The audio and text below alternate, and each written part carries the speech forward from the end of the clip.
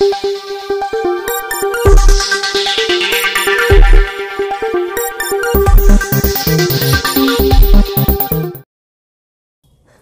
मी दीपक Chavan. Youth leader न्यूजमध्ये आपणा सर्वांचं स्वागत. यूथ लीडर न्यूज म्हणजे आपला आवाज, आपला विश्वास.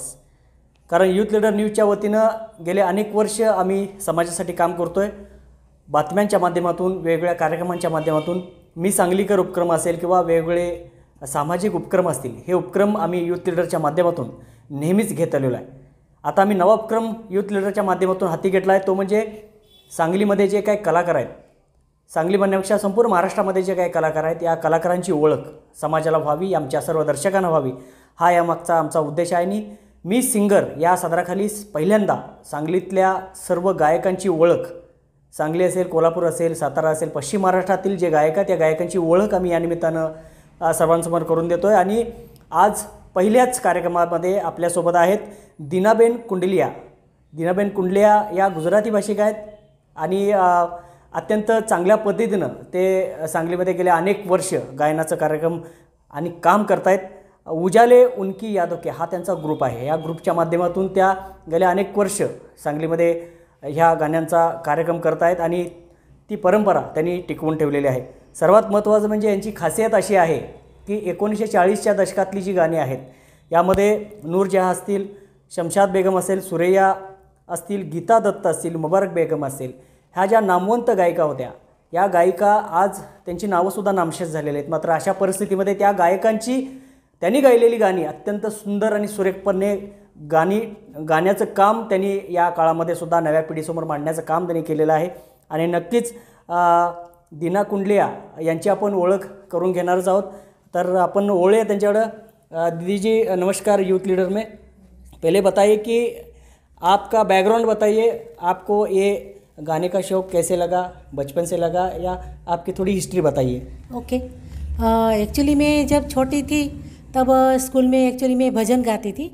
तो हर एक प्रार्थना सभा जो रहते हैं हमारे, वो समूह प्रार्थना हो, कोई भी प्रार्थना हो, तो भजन के लिए मतलब मुझे ही गाने को कहते थे. तो उससे तभी से ही मेरी वो पहचान हुई और सब लोग मुझे मतलब पसंद करने लगे कि आपकी आवाज़ बहुत अच्छी है. तो ऐसे ही मैं बचपन से ही गाती हूँ. तो भजन से ही मेरी एक्चुअली गाने की शुरुआत. कौन सा भजन था जो पहली बार आपने गाया? थोड़ा गा के दिखाइए हमें. Yes, okay. सबसे पहला भजन मैंने गाया था, ही करुणा न करनारा, तारी करुणानो कोई पार નથી, ही संकट ना हरनारा, तारी करुणानो कोई पार નથી. मारा पाप भर्या છે એવા, તારી ભૂલ્યો કરવી સેવા, મારી ભૂલો ના ભૂલનારા, તારી કરુણાનો કોઈ પાર નથી, હે કરુણાના करनारा, तारी करुणानो कोई पार નથી. अत्यंत सुंदर. या ठिकाणी आपण ते भजन आपले सुंदर आहे आणि खरोखरच त्या काळात सुद्धा तुम्ही सुंदर असं गायलं असेल, त्यामुळेच पुढे तुम्हाला संधी मिळाली. तर इससे आगे आप बचपन से लेकर ये गाती थी, कैसे आगे आप गई ये क्षेत्र को लेके, कैसे आगे बढ़ी? अच्छा, फिर वो वैसे ही मैं भजन गाने लगी. वैसे ही सब लोगों मुझे मतलब मेरी आवाज़ पसंद करने लगे. और फिर बाद में हम लोग बेंगलोर जब शिफ्ट हुए, तो बेंगलोर हमारा गायत्री युवा परिवार करके एक ग्रुप चल रहा था. तो उसमें भी भजन का चांस मुझे मिला. और उसमें तो कैसा था कि 3-3 महीने का मतलब ये हो जाता था, ग्रुप बुकिंग हो जाता था. तो उसमें मुझे वो गाड़ी पे मतलब अपनी गाड़ी से ड्रॉप देते थे, मुझे कभी कभी लेने को भी आते थे. तो गायत्री युवा परिवार में कैसे हम लोग सब साथ में मिलकर ही जिसके यहाँ जब भजन होते थे, तो हम वो सब लोग, हम एक 25-30 लोगों का हमारा ग्रुप था. तो ग्रुप में फिर उसमें भी मैं भजन गाती थी। तो उससे उससे सब लोगों ने मुझे पसंद किया। बाद में हम लोग सांगली शिफ्ट हुए तो बाद में हमने मतलब जवाहर सोसाइटी वगैरह, रतन सिंह नगर वगैरह, उधर मैंने गुजराती कार्यक्रम, गुजराती गरबा का कार्यक्रम, मतलब उन लोगों ने मुझे उधर ये सांगली में भी मैं भजन गाती थी। उसमें मुझे कोई लोगों ने, बहुत लोगों ने सुना कि आप बहुत अच्छा गाती हो। फिर बाद में जवाहर सोसाइटी, रतन सिंह नगर वगैरह, उधर उन लोगों ने मुझे थोड़ा बहुत गरबा गाने के लिए रिक्वेस्ट किया। फिर मैंने इधर भी थोड़े बहुत कार्यक्रम किए। तो ऐसे ही मैंने गुजराती गरबा का कार्यक्रम भी मैंने इधर शुरुआत की। आपकी गाने की खासियत अगर देखी गई तो नूरजहाँ, शमशाद बेगम, सुरैया, गीता दत्त, मुबारक बेगम, मेरे ख्याल से 1940 के साल का वो सब गायिका रहेंगी।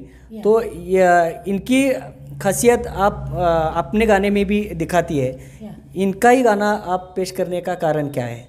हाँ, एक्चुअली मैंने जब एक हमारा यादें सिने संगीत ग्रुप है सांगली में, तो उसमें मैंने सबसे पहले गाना सलमा आगा का गाया था। और बाद में ये शमशाद बेगम, नूरजहाँ, सुरैया, वो जो सभी गाने हैं वो यादें सीने संगीत में मैं ज्वाइंट होने के बाद मुझे ये सभी गाने की ज़्यादा मतलब उसमें बहुत सारी प्रेरणा मिली।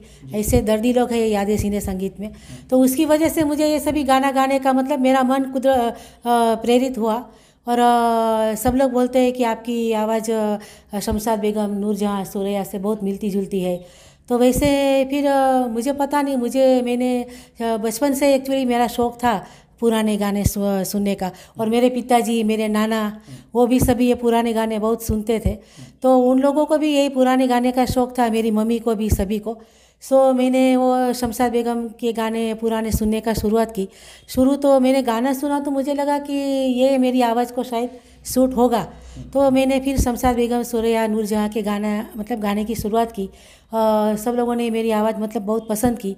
और ऐसे सांगली में हमने ऐसे बहुत सारे कार्यक्रम भी किए नूरजहाँ, सुरैया, शमशाद बेगम के। तो उसमें बहुत लोगों का मुझे मतलब सपोर्ट मिला। तो ऐसे सांगली में हमने शायद 20-25 कार्यक्रम शमशाद बेगम, सुरैया के की। मैं ये कार्यक्रम इसलिए कर रही थी ताकि ये जो गायिका है, सब लोग जो भूल गए हैं, उनके गाने लोगों तक पहुँचे। नए लोगों को, हाँ नए सिंगर के सामने आना चाहिए। हाँ, लोगों ये सब गाने सुने, इसलिए हमने ये कार्यक्रम शुरू किया। जो हमारा टाइटल का नाम है उजाले उनकी यादों के। जी, आपकी स्पेशलिटी देखी गई तो नूरजहाँ के गाने भी आप अच्छे गाती है। तो एक झलक हमारे दर्शकों को भी आप दिखाइए कि नूरजहाँ का एक गाना आप यहाँ पे पेश कीजिए। ओके, ज़रूर। आवाज दे कहाँ है दुनिया मेरी जवा है, आवाज मेरे दिल में उम्मीद का जहाँ है, आवाज मेरे दिल में उम्मीद का जहाँ है, दुनिया मेरी जवा है, आवाज दे कहाँ है। रात जा रही है यूं जैसे चांदनी की, बारात जा रही है,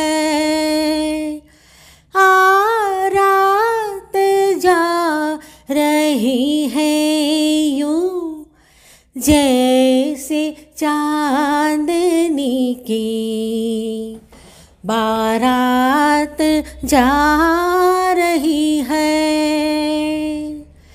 चलने को अब पलक से तारों का कारवां है, चलने को अब पलक से तारों का। ये जो सभी गाने हैं वो सैया दिल में आना रे, अफसाना लिख रही हूँ, मेरे पिया गए रंगून, ये जो सभी गाने अभी मतलब रिमिक्स में भी आ गए हैं और यंगस्टर भी ये सभी गाने बहुत पसंद करते हैं। तो और बस मेरा तो एक्चुअली एक समझो ना कि एक सपना पूरा हो गया जो लोगों ने ये सभी के गाने सुने। सो मुझे बहुत खुशी होती है और आगे भी अगर सबका सहकारी मिला तो मैं ये शमशाद बेगम के सुरैया नूरजहाँ के कार्यक्रम करना चाहती हूँ और लोगों तक ये बस ये हमारा प्रोग्राम सब लोग सुने और ये सभी गायिकाओं को लोग सुने, बस यही मेरा एक सपना है। सो आपने मुझे बुलाया, मुझे बहुत अच्छा लगा। और एक बात, कौन कौन से प्रोग्राम में आप शामिल हुई थी? आप सांगली में आने के बाद बड़े ऐसे प्रोग्राम हुए, इवेंट्स हुए, कुछ बता सकेंगे? ओके, एक तो मैंने गुजराती प्रोग्राम जो करती हूँ किया है, वो शादी के प्रोग्राम शरद भाई शाह के सांगली में, शरद भाई शाह के ग्रुप में, अतुल भाई शाह के ग्रुप में, बहुत सारे ग्रुप में मतलब किया है मैंने। वो गुजराती शादी के कार्यक्रम और शोक सभा का कार्यक्रम गुजराती, वो बहुत सारे मैंने सांगली में किए हैं। और बाकी जो हिंदी जो कार्यक्रम है वो सभी ऐसे मैंने छोटे बहुत छोटे मोटे किए हुए, वो भी शरद भाई के ग्रुप में थोड़े बहुत मुझे चांस मिला था। और बाकी ये सभी अभी लास्ट हमारा स्टूडियो 18 का कार्यक्रम हुआ और अभी भी एक सुरेश गरड़ का कार्यक्रम है, वो भी भावे में ही है। तो ऐसे बहुत सारे छोटे मोटे जो कार्यक्रम हुए हैं उसमें मतलब मैंने किए हुए, लेकिन ज़्यादा मेन मेरी स्पेशलिटी गुजराती कार्यक्रम की है। तो गुजराती कार्यक्रम मैंने समझो ने लगभग गुलबर्गा, बेळगाव, हुबड़ी, अथणी, कराड़ वगैरह, कोल्हापुर वगैरह, उसी हर एक जगह पे मैंने ऐसे गुजराती शादी के कार्यक्रम किए। और डांडिया का कार्यक्रम मैंने कोल्हापुर में किया, तभी उधर कुमकुम सीरियल जो आती थी वो कुमकुम हमारे कार्यक्रम में गेस्ट आर्टिस्ट के लिए बुलाए थे, तभी भी हम लोग गुजराती कार्यक्रम डांडिया का मतलब कोल्हापुर में किया हुआ था। सो वो भी एक मेरे लिए बहुत यादगार कार्यक्रम रहा। सो तो बस मेरा मिस्टर का उसमें सच कहूँ तो बहुत कहते हैं कि फैमिली का सपोर्ट चाहिए। अगर फैमिली का सपोर्ट शायद ना हो तो शायद मैं ये कुछ नहीं कर पाती। सो मुझे फैमिली का भी और एक आखिरी सवाल, नए जो अपने सिंगर इस क्षेत्र में आ रहे हैं उनको आप क्या कहेंगे? पुराने गायकों की जो नाम है वो अब कम होते जा रहा है और ये गायकों का नाम रखना चाहिए, इनका भी नाम आगे चलना चाहिए, इसके बारे में आप क्या नए गायकों को अपील करने वाले हैं क्या? या मैं तो सच कहती हूँ कि मेरा तो एक पर्सनल ऐसा है ओपिनियन कि कहते हैं ना कि ओल्ड इज़ गोल्ड। तो पुराने गाने आप हम कितनी बार सुनते हैं, मैं यही कहूँगी अभी अपने नए जनरेशन को कि पुराने गाने हम कितनी बार सुनते हैं तो हमें मतलब सुनना ही चाहते हैं और हमें एक दिल में कहते हैं कि दिल में छू जाते हैं, ऐसे पुराने गाने रहते हैं। और उसमें एक पहले के गाने में एक मीनिंग था, कुछ दर्द था, कुछ ये था, फीलिंग्स थे या, लेकिन वो एक थे, वो अभी के एक नए गाने में ऐसा मुझे तो नहीं लगता है। अच्छा है, नए गाने भी अच्छे होते हैं, लेकिन वो क्या एक बार, दो बार, तीन बार सुनते हैं बस, हमेशा सुनना, हाँ, या एक बार बार हमें सुनने का मतलब जी चाहता है पुराने गाना, ऐसा मेरा कहना है। तो मैं ये नए जनरेशन को यही कहना चाहती हूँ कि वो भी लोग थोड़े ऐसे हमारे पुराने गाने आप सुनिए और उस फीलिंग से महसूस कीजिए, आपको 100% वो गाने अच्छा लगेगा। ऐसा मेरा एक मत है या नक्कीच या ठिकाणी आपण दीनाबेन कुंडलिया यांचे संपूर्ण इतिहास, त्यांचा प्रवास या संगीत क्षेत्रातील, गायन क्षेत्रातील आपण ऐकलेला आहे आणि नक्कीच त्यांनी शालेय जीवनापासून एका अभंगापासून सुरुवात केलेली आहे आणि त्या अभंगापासून सुरुवात केल्यानंतर त्या मागं कधीही त्यांनी वळून पाहिलेलं नाही आणि तसंच पुढं त्या गात राहिल्या आणि नक्कीच आज सांगलीमध्ये ज्या जुन्या म्हणजे 1940च्या काळामधल्या ज्या गायिका होत्या त्यामध्ये नूरजहाँ असतील, शमशाद बेगम असतील, मुबारक बेगम असेल, गीता दत्त असेल, सुरैया असतील, ह्यांची नावं आपण सुद्धा ऐकलेली आहेत, पण त्यांची गाणी ऐकण्याचा प्रसंग कधीच आला नाही। क्वचित कधी जर टी व्हीवरती जर गाणं लागलं तर ते आपण ऐकतो किंवा यूट्यूबच्या माध्यमातून तो आपण ऐकू शकतो, मात्र त्यांची गाणी टिकवून ठेवण्याचं काम आज दीनाबेन भाभींनी केलेलं आहे आणि नक्कीच त्यांचा जो ग्रुप आहे उजाले उनकी यादों की, खरोखरच त्या ग्रुपच्या नावामध्ये सर्व काही आहे. कारण ग्रुपचं नावच असं आहे की उजाले उनकी यादों की, म्हणजे ह्या ज्या गायिका आहेत, ज्या 1940च्या काळातल्या गायिका आहेत, ह्या गायकांची यादे ही जागृत ठेवण्याचं काम दीनाबेन यांनी या ठिकाणी सुरू ठेवलेलं आहे. वेगवेगळ्या इव्हेंट्स जे सांगलीमध्ये यापूर्वी झालेले आहेत त्यामध्ये त्यांची स्पेशालिटी या गायिकांच्या गाण्यांचीच आहे आणि या गायिकांच्या गाण्यांसाठीच त्यांना अनेक ऑफरसुद्धा येत आहेत. कारण जुनी गाणी ऐकाविषयी कुणाला नको वाटत नाहीत. कारण जितकी गाणी जुनी आपण जितकं मागं जाल तितकं त्या गाण्यांमध्ये फिलिंग्स असतात असं त्यांनीच सांगितलेलं आहे. ती गाणी सारखी सारखी ऐकू वाटतात आणि त्या गाण्यांमध्ये एक वेगळेपणा आहे जो आजच्या संगीतामध्ये थोडासा विसर पडलेला आहे किंवा आजच्या संगीतामध्ये थोडासा धुसर होत चाललेला आहे. मात्र आजच्या संगीताप्रमाणेच जुन्या काळातलं संगीतसुद्धा आपण ऐकावं, जुन्या गायकांचं स्मरण या नव्या सर्व सिंगर लोकांनी ठेवावं. यासाठीच आम्हीसुद्धा यूथ लीडरच्या माध्यमातून मी सिंगर हा प्रोग्राम सुरू केलेला आहे. आपणही या क्षेत्रामध्ये अनेक वर्ष जर काम करत असाल तर आमच्याशी जोडले जावा. कारण आपली ही मुलाखत आम्ही या माध्यमातून सर्वांसमोर देतो आहे आणि आपली ओळख ही समाजासमोर, नव्या पिढीसमोर, नव्या गायकांसमोर आम्ही नक्कीच देऊ. त्यामुळं आज दीनाबेन आमच्या स्टुडियोमध्ये आल्या त्याबद्दल खरोखरच आपका बहुत शुक्रिया. धन्यवाद. कारण आपका भी बहुत बहुत शुक्रिया जो दीपक भाई ने हमें आपके स्टूडियो में बुलाया है.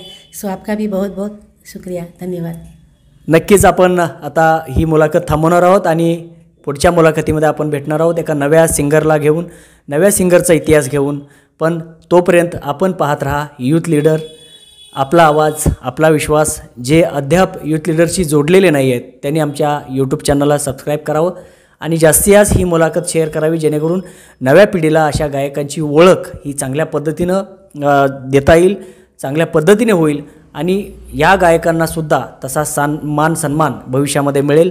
आणि नक्कीच ज्यांना कुणाला नूरजहाँ असतील, शमशाद बेगम असतील, मुबारक बेगम असतील, गीता दत्त असेल, सुरेया, ह्या गायकांच्या गाण्यांचे कार्यक्रम जर कुणाला करायचे असतील, ठेवायचे असतील तर नक्कीच तुम्ही दीनाबेन कुंडलिया यांच्याशी संपर्क साधावा आणि त्या अत्यंत चांगल्या पद्धतीनं आपल्याला तो कार्यक्रम नक्कीच देतील.